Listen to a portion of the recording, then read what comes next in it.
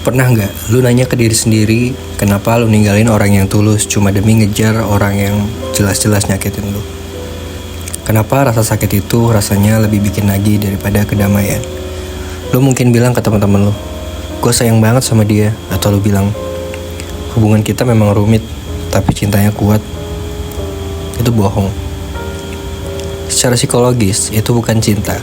Itu kerusakan sistem saraf lu.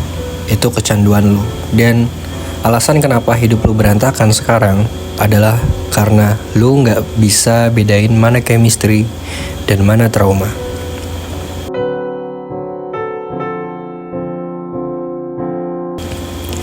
Kenalin, nama gue Gali. Video ini gelap, gak ada muka, estetikanya nol. Mungkin lo nanya, bang, niat bikin konten gak sih?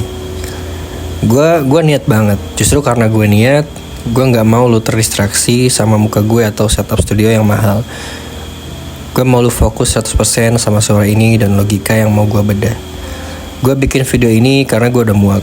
Gue muak lihat orang potensial kayak lu hancur cuma gara-gara terjebak sama ilusi perasaan sendiri.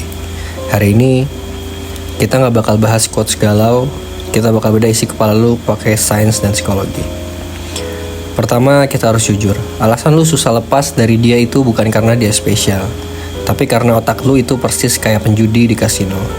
Di psikologi, ada konsep namanya intermittent reinforcement. Bayangin mesin judi slot, kenapa orang betah duduk berjam-jam di sana sampai bangkrut? Karena mesin itu nggak selalu bikin kalah. Kadang-kadang dia kasih kemenangan kecil. Pola kadang kalah, kadang menang. Inilah yang memicu dopamin paling tinggi di otak manusia. Jauh lebih tinggi daripada kemenangan yang konsisten. Pasangan toksik lu itu mesin slotnya. Dia gak jahat 24 jam. Kalau dia jahat terus, lu pasti udah lari dari dulu. Tapi dia pinter. Hari ini dia maki-maki lu, besoknya dia jadi orang paling manis sedunia. Dia minta maaf, dia bawain makan. Dia janji bakal berubah. Di momen manis itu, otak lu teriak, nah, ini dia orang yang gue kenal. Lu nungguin momen manis itu kayak pecandu sakau yang nungguin obat. Lu bukan bertahan karena cinta. Lu bertahan karena lu lagi kecanduan fluktuasi emosinya.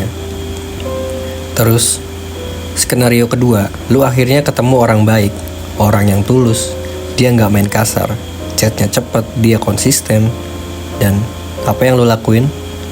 Lu tinggalin dia.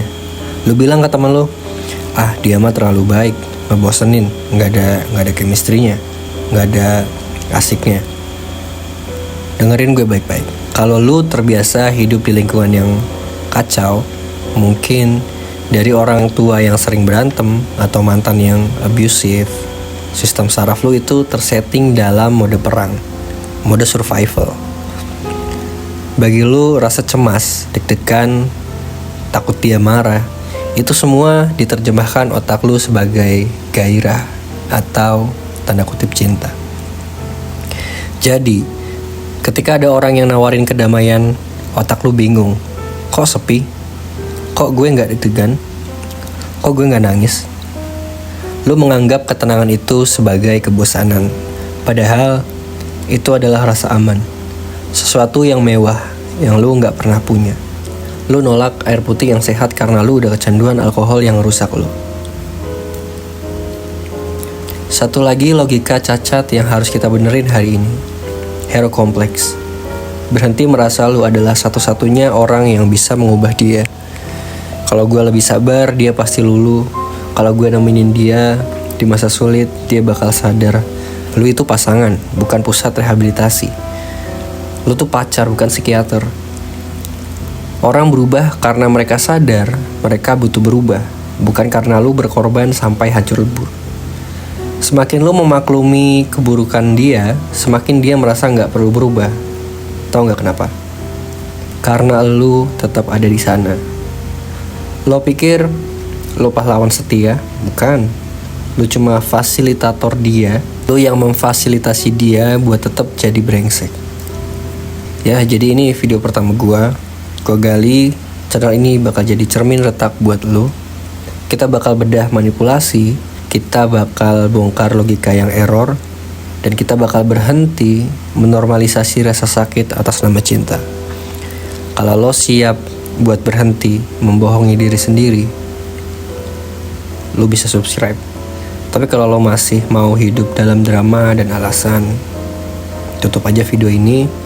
Pilihan ada di tangan lo. Logika ada di atas perasaan. See you.